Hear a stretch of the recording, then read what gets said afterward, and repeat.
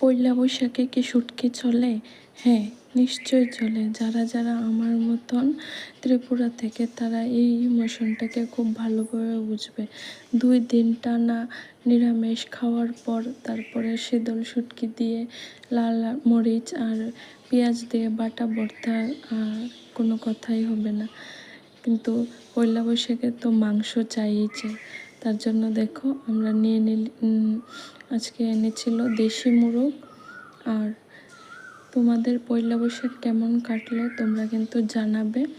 আর শোস্টপার কিন্তু রয়েছে, দেশি মোরগটা খুবই সুন্দর হয়েছিল।